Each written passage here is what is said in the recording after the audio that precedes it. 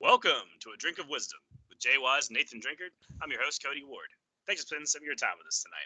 As a reminder to the listeners, besides being on all your favorite podcast platforms, A Drink of Wisdom is also now on YouTube, with each show segment now available.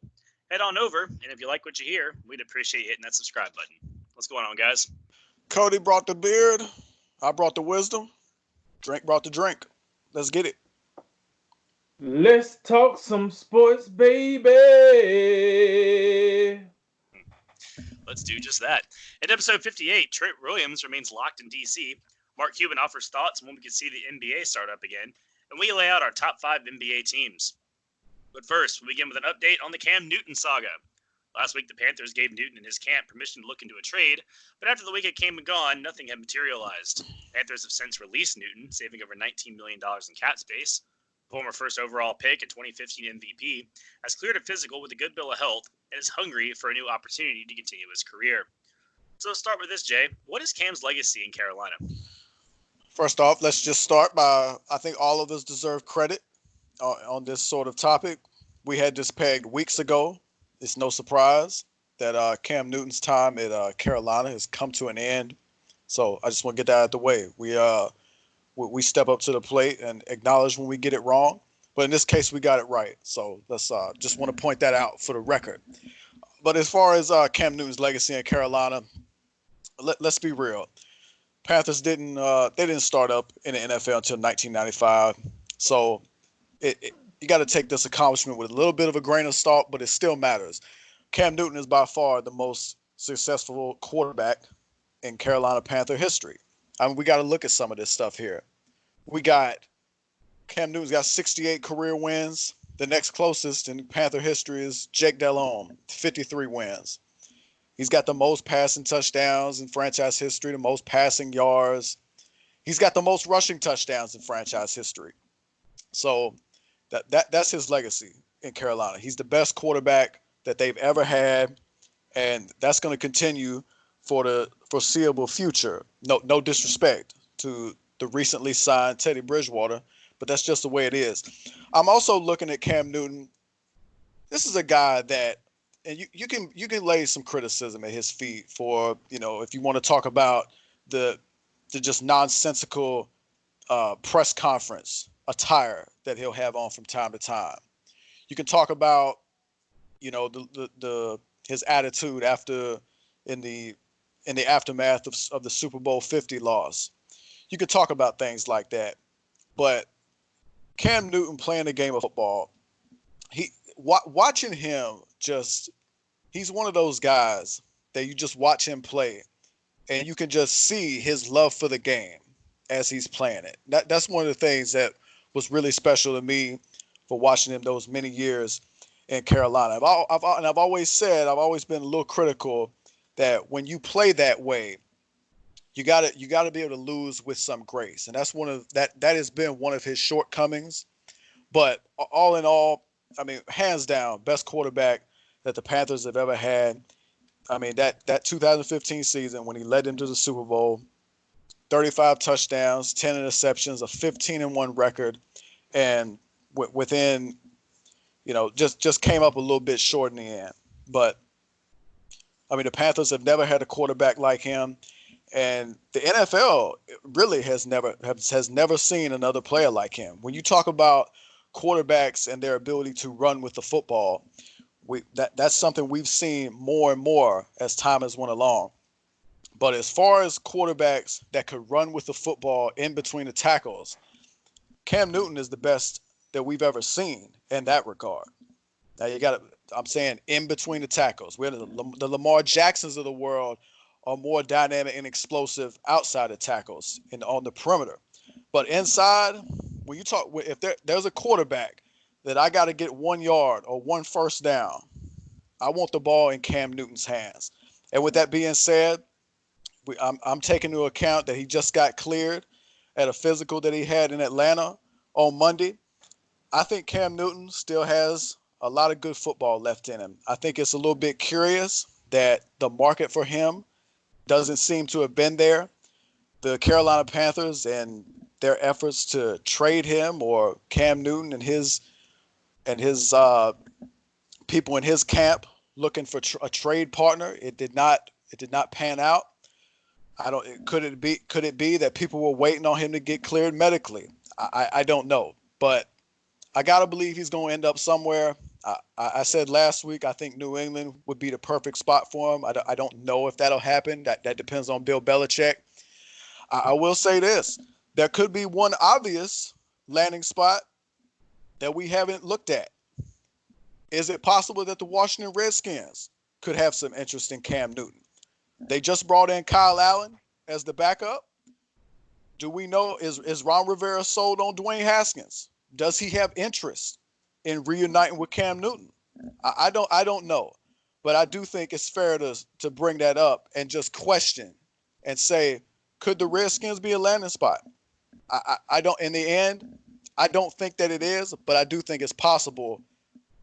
But all in all, Cam Newton, great quarterback, great athlete, and I now that he is healthy, I think we're going to see some movement with Cam Newton really soon as he moves on in his career.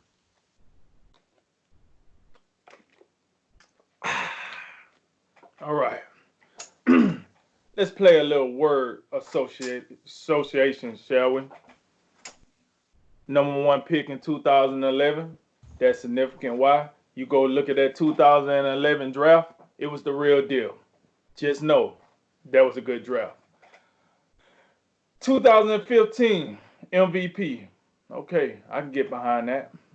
Offense Rookie of the Year in 2011. Okay. First team All-Pro one time, 2015. Same year he won the MVP. 3-time Pro Bowler, 2011, 2013, 2015. All right. Mind you, we just said he's been there 9 seasons. Okay. 3 and 4 in the playoffs. Okay. Cool. The question is, what is Cam's legacy in Carolina? Well, let me sprinkle a little sauce on that. Here's what I think it is. You drafted a quarterback. This quarterback is bigger than most linebackers. He was probably the best bet as far as a dual quarterback to come out since, one Michael Vick. All right, cool. Then I thought, he had the 2015 season. And then after that, for me, I wasn't, he was cool. He was all right. But let's talk about that 2015 season. That is the season they got to the Super Bowl, right? Okay, well, so he got 1 Super Bowl. I think what defines Cam Newton's legacy and what people tend to overlook, this is why the reason why a lot of people are out on Cam Newton. I got it, he has that good season. His attitude don't match the productivity. What I mean by that? Well, hey, if you want the best dressed guy in the building, go get Cam Newton. You want the guy that's not going to put it all on the line in the Super Bowl, go get Cam Newton. You want a guy that he want to project the blame on everybody else, go get Cam Newton. But if you want a face of your franchise, you want a guy that'll do whatever he need to do to win a game. You want a guy that starts the press conference and say, it starts with me, it ends with me. Cam Newton ain't your guy. And I feel like at this present time, the reason we all felt that he wasn't coming back, I just don't feel like he was going to be a fit to move forward. 1, he's older. 2, he's starting to have chronic injuries. They're not just injuries. We're saying chronic. Year after year, it's starting to be a little something, a little nick here, a little bruise there. I look at his career. I mean, it's nice, but if you put it against, if he was at a franchise that with a longer list of his, let's say Green Bay, for example, we'd probably be looking at it a little different. Dallas, we'll be looking at it a little different. You mentioned the short sample size that we got to deal with. That's what helps him, is the short sample size. Because if you actually gave him a franchise with a long history, Chicago's Bears, I think we look at it a little different. So when I play word association with Cam Newton, the first thing come to my mind is first overall pick, guy bigger than most linebackers, best dressed guy in the building, didn't fall on the fumble in the one and only Super Bowl he made it to, one-time MVP, played for the Panthers 9 years, got 3 Pro Bowls out of it, only made the All-Pro one time. I'm like, hey Cam, it was nice. I hope you get another shot, but you know, that's an okay legacy. So that's what I think about his legacy. It was okay, it was cool, but they got rid of you and they signed a guy PJ Walker from the XFL. Cam, they went to the XFL, baby. I don't know. It just maybe I'm missing it. I'm missing the greatness here that Jay speak of, but I just seen a guy that came in. He was bigger than everybody, and once the NFL caught up with him, he started throwing himself a pity party, and now here's where he at. And like I said, I do see him making his way over to Los Angeles to play for the Chargers, and it'll be probably a good pickup for him. But I've been out on Cam Newton for quite a while, and I think this is the decline that I seen coming, and I think this the end, starting to be the beginning of the end for Cam Newton. Yeah, it's. I think one of the interesting things you look at as far as guys that are picked like number 1 overall or just any really high draft pick. I think there's always that like expectation that so few players like really live up to. I mean, quarterbacks we judge so much on did you win a ring? I mean, a lot of guys can come in, play a long time, play a long career, have great seasons, make Pro Bowls, and you're like, okay, yeah, he was a good first round pick. But if you're drafted number 1 overall as a quarterback, you're expected to be the guy, right? You're expected to deliver the goods. And even guys like Andrew Luck, who statistically were as good or better a lot of seasons, didn't always deliver the goods. It's already like, oh well, he could have been better. And you look at Cam, it's like I just asked, like, what was he supposed to do? I mean, he was ridiculously tough. The guy, like you said, he was a guy that always came in and said, hey, it's on me. It's my team, my responsibility. He had that franchise guy. I mean, he had the little things with what he wore to the press conference and stuff, but there was never like a bunch of crazy off the field, oh, Cam Newton's acting a fool again type stuff. He was steady. I mean, he was reliable. And, he got him to a Super Bowl. Now they played a better team and they lost. I mean, it wasn't the, 14-2 in a Super Bowl. There's a lot of teams that would give a lot for that for even a year, So when you look at the legacy he leaves back in Carolina, y'all are absolutely right. He is the biggest fish, but in a fairly small pond. That pond, of course, will get bigger.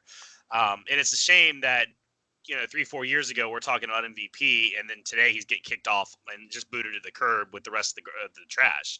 But that's how the league is. It's a what have you done for me lately league. And we always talk about loyalty and teams and this and that. Man, if a team don't have use for you anymore, they're going to drop you right next to those trash cans. They don't care. It is what have you done for me lately. As soon as you hit 30, well, you better be something special because it's just how it is, and that's sad that the league is like that. But I think Cam has got a good opportunity to have a bit of a rebirth. I think, like you said, his game was starting to change. We talked about it last time we talked about it, and that game was changing a little bit when he got hurt last. And there's a couple teams he could go to and kind of have a little bit of that rebirth, I think when we talk about the two teams that are most likely with New England and the Chargers, I think that's something we might have not have talked about because we're trying to stay away from draft talk. But both those teams could be looking at the draft for the next quarterback. The Chargers this year with either Tua or Herbert, and the New England may just say, hey, screw it, we're just going to tank for Lawrence, see y'all next year. So we always go, well, why haven't those teams signed him yet? Oh my God! But those teams could be looking a little bit longer term than just this season. Especially if I'm New England and I'm looking to next year's following draft anyway. I'm not going to go pay a bunch of money for Cam Newton. The Washington's an interesting point, but that kind of comes down to what Riverboat Ron there wants to do. Does he want to tie his future to Dwayne Haskins and that little bit of what he saw, or does he want to just say, hey, maybe I can bring in a guy right now? That does make some sense, but from what I've heard, it just doesn't sound like there's much interest from the team and the organization as a whole. And the thing is, too, who's going to pay him and why? May he have to take a backup job, just like Jameis Winston's going to have to do. Andy Dalton's going to have to do a couple of other like starter level tier guys in that range. He might wind up having to play behind somebody, for a while until teams know he's healthy and know he's back into it. And maybe he goes somewhere where he thinks he can get on the field sooner than later. who knows? But yeah, he's a good example of how the NFL goes and how fast the game can just leave you behind if you're not adapting and changing and staying healthy. Is how it is. You're muted, Jay. To mention the word backup and Cam Newton in the same sentence, I think is flagrantly disrespectful. You cannot tell me that a guy that was an MVP 5 years ago just all of a sudden can't play and cannot start in this league. The problem is, you bring up a good point. A lot of teams are faced with, they've already got a young guy in there. Do they want to move forward with the young guy or bring in a guy who maybe has already played his best football and is too beat up to continue on? That's the hiccup. I don't think it's a question whether or not Cam can play and play at a high level. The question is health. He's been cleared to play. With that in mind, that there has to be a starting job available for him. This isn't Jameis Winston, a number one pick who hasn't accomplished much of anything in this league. This is a guy that took a team to a Super Bowl and has carried teams. Now, have they always been successful year in and year out? No, they have not. But we also got to take into consideration the supporting cast that has been given to him year in and year out. The Carolina Panthers, and I am skipping ahead a little bit, but I think this is a major point, I believe. The Carolina Panthers signed Robbie Anderson to a contract here recently. That means Teddy Bridgewater gets DJ Moore and Robbie Anderson this season. When did Cam Newton ever have two wide receivers of that stature? I don't think he never did. So he had Benjamin and Funky at one time. Benjamin before he got fat. Yeah, there we go. Yeah, he had the in shape Benjamin. Right. Yeah, for like. Where's he at? Where's Benjamin at now? I say he had the in shape. A lot of guys that ate themselves out of the league. That's not like. Okay, well, you tell me. Would you rather have DJ Moore or Robbie Anderson? Oh yeah. DJ Moore and Robbie Anderson are those two guys. Right. Yeah. 100%. Oh yeah. I mean, DJ Moore fairly young, new, but yeah, I guess yeah. I mean, they was all first round picks, so I guess whatever. And the other point is, yeah, the pressure and standard of a number one pick, it's huge, and sometimes it is unfair, and a lot of guys don't live up to it at all. Jameis Winston being one of them. Andrew Luck was a number one pick. He never won an MVP. I mean, if Andrew Luck, that's apples and oranges, man. That's apples and oranges. I'm gonna tell you why, but that's apples and oranges. Okay, go ahead. Listen, first of all, this is what I think people are overlooking when they talk about Cam Newton. This underwhelming team he had, right? In 9 seasons with the Panthers, 8 of those 9 seasons, he was blessed with the same head coach and the same offense coordinator, one Mike Shula, the whole time. He didn't have to deal with coaching changeover. Oh, we keep comparing him to Jameis Winston. Oh, Jameis Winston dealt with a lot of coaching changeover and a lot of offense coordinators.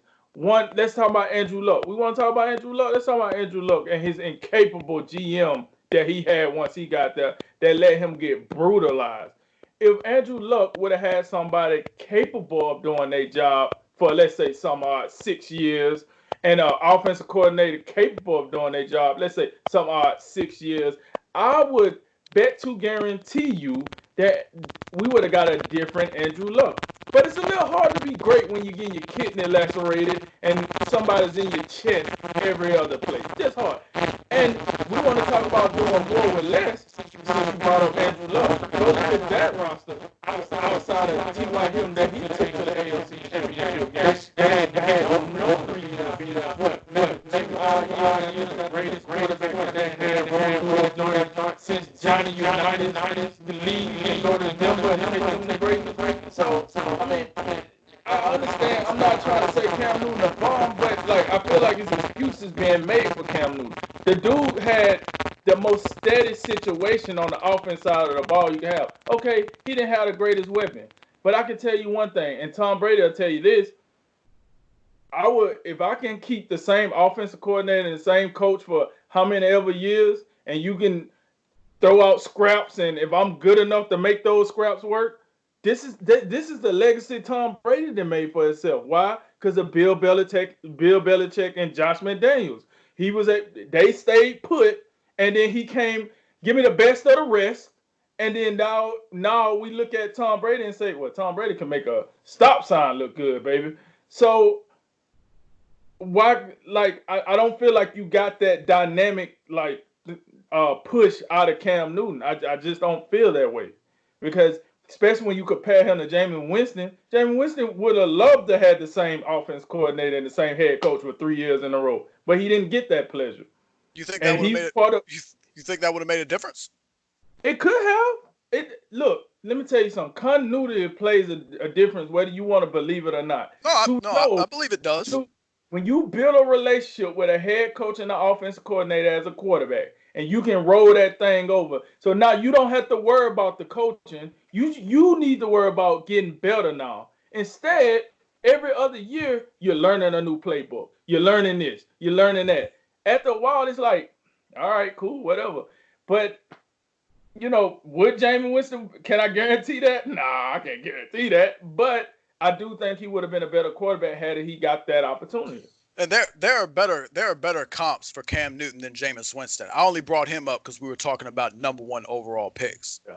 And I'm gonna go out on a limb and say this. I would say at least half of the teams in the NFL, Cam Newton could walk in their building tomorrow and be a better quarterback than what they have now. Yeah, and my comment when I was talking about with him being a backup real quick, I wasn't saying like, oh, he's only backup material. I'm just saying the market may not be enough there for enough teams to go after him in that regard. I wasn't saying he's not still a starting talent. Yeah, with that in mind, if you agree to that point, and I think that's at minimum. At minimum, Cam Newton could walk into a building and be better than half of the starting quarterbacks in this league. With that bar in mind, you can't tell me someone can't make him a starting quarterback. I'm just not going to buy that. We'll see. I mean, it may be one of those things where he doesn't sign in the offseason, and then a couple weeks in the season, somebody gets hurt, and boom, there you go. We'll see how it goes.